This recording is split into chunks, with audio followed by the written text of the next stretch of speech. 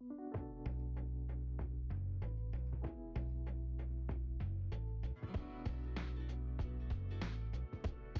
your project been approved by your national agency?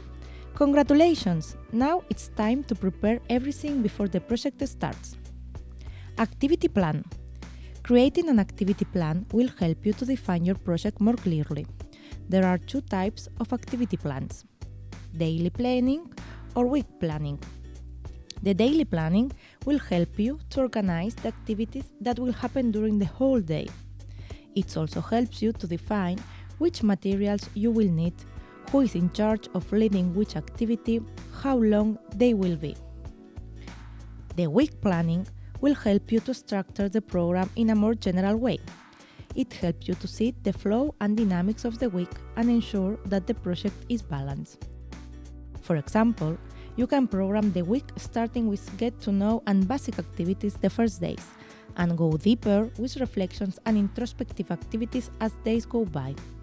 To see if the project is balanced, pay attention to how many actives and calm actives you plan, the amount of free time, etc.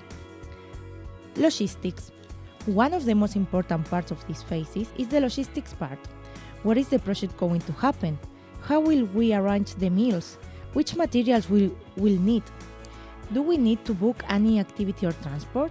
Now it's time to organize everything. Times fly, so don't relax and stay focused. Division of tasks. Dividing the tasks between your team will also help you to facilitate the management of the project. For example, one person can be in charge of finding the accommodation, another in creating the activities program, another one buying the necessary materials, etc. Alright, now that you have organized and planned your project, you can move on to the implementation part. Let's go!